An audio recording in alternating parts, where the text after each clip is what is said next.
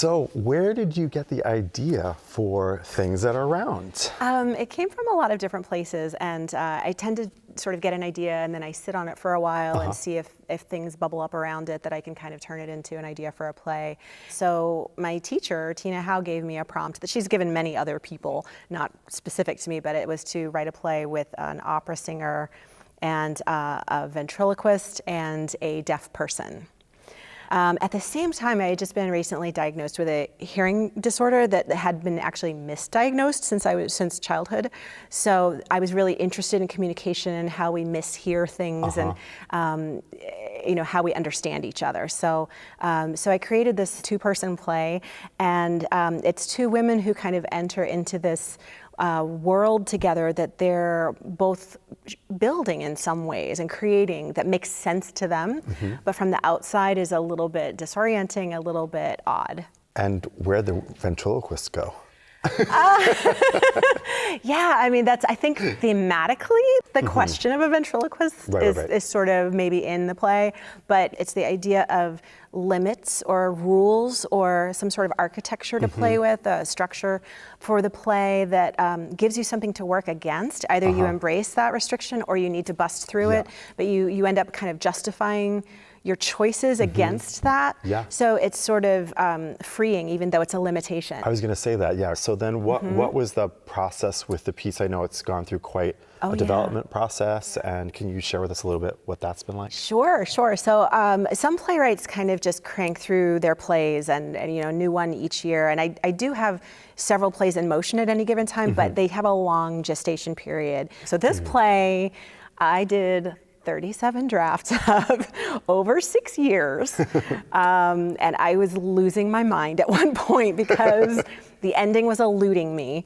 Of course, development in the playwriting world is such an important part for a new play because I can have an idea in my head and I put it on paper, but until I hear it aloud and I have, I work with a director and get feedback about what they think the play is about, and I'm like, oh, I didn't see that at all. Let me go back in and work through, all sorts of interesting questions can come up in development.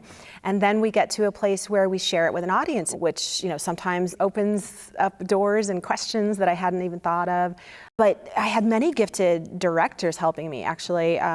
Shelley Butler-Heiler, we did a number of workshops at the Lark Play Development Center in New York City. And then Megan Smith-McGuane, who's on the West Coast, she did a reading of it at the Echo Theater. And then Todd Backus at Portland Stage helped me. So all of these directors sort of were very generous with their response to what I was trying to build. My experience with the play has been more recent, so towards the end of this very long process. I know that the ending in particular was somewhat of a bear to capture. And do you want to talk a little bit, without giving too much of the play away? You have to be careful with endings. Like, ideally, the ending of a play feels like the beginning of a new story, and a launch into a new world. There's an event that happens near the end of the play that changes the rules completely in this world in a very dramatic way. And I was using that in an earlier draft to kind of launch into heightened sort of aggression between the characters, because every scene, the stakes are changed and raised, and it feels more dangerous. And then Todd actually, I think he raised the question of, well, what if this one thing is actually initiated by Nina, the one of the characters, instead of Tetherly? That's different, because then this act becomes an act of love and freedom and generosity, and like, I'm gonna give you a new path, a new world. You don't need this old thing anymore. And a new prompt. A new prompt, exactly.